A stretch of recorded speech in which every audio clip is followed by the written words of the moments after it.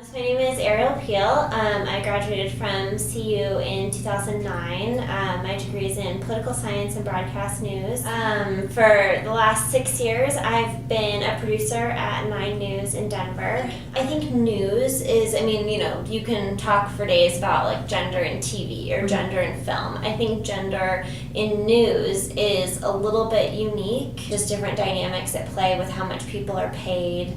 If you look at film, you'll, some of the highest paid people are producers or directors. In TV, it's the complete opposite. With like the successful anchors I've worked with, I don't know exactly what they make, but I would venture to guess it's probably 8 to 10 times what I do. Pretty much everyone is a commodity. You're not really seen as a person. Like you are a unit. Mm-hmm. Like what can you provide for the company? It's not like, oh, she's put in this much time. It's like, this many people love her. She turns this much content. Like she has value mm-hmm. for our company. In news, companies tend to see more of a value for women who are like a pretty face, honestly. Mm-hmm. For men, they, want you to be lots of different things. The value can be different, but the same, essentially. Yeah. Like, it can be different whether or not you're a man or you're a woman, but it really depends on, like, what you can bring to whatever you're doing. If I have 2 anchors, and, one is a mom and one isn't, and I have, I call them mommy stories. Like, if I have a mommy story, I'm going to give it to her versus giving it to the other person. Like, there's one anchor that I've worked with, she's 28, doesn't have any kids, goes out and parties all the time.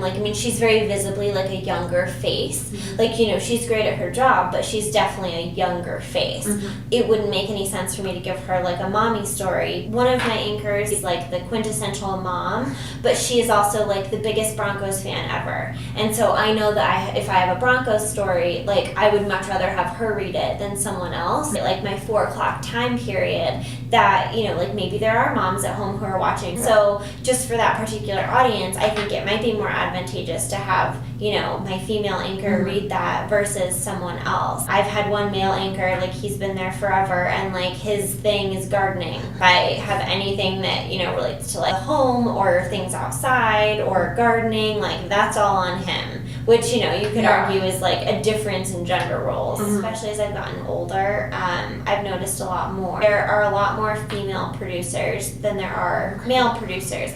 Female brain versus male brain relates to. I wanted to be a producer because I love to write.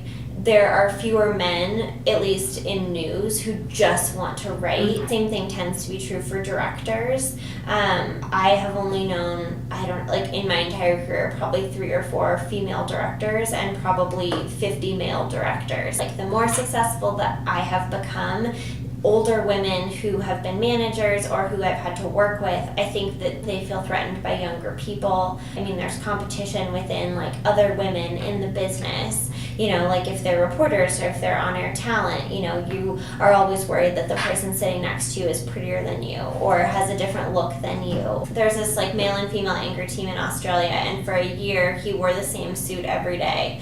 And she wore, she would rewear outfits once a month or something like that. And people would write in and send her hate mail you just wore that, how dare you? And no one ever said anything to him. One of my really good friends, she works in sports and she's a multimedia journalist, so she shoots and edits and does all of her own things in sports. And for her, she's I feel like I can own this and it's a better way for me to grow my personal brand as opposed to just this sucks, I have to lug my gear and go shoot stories and do all these things all by myself all the time. I think a lot of women see it more as job security to be able to do all of those things and be good at it.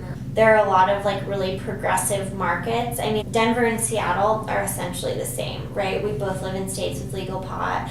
We both have football teams that do really, really well or don't do really well. That's a very progressive area, so I think that there are more women in that newsroom. The newsrooms that I've worked with in Texas, that is not as progressive, I think there are definitely more men there. One thing that's, sort of different with local news, it is more of a reflection of where the content is coming from versus, where you have a movie and people are working on that movie who live all over the country.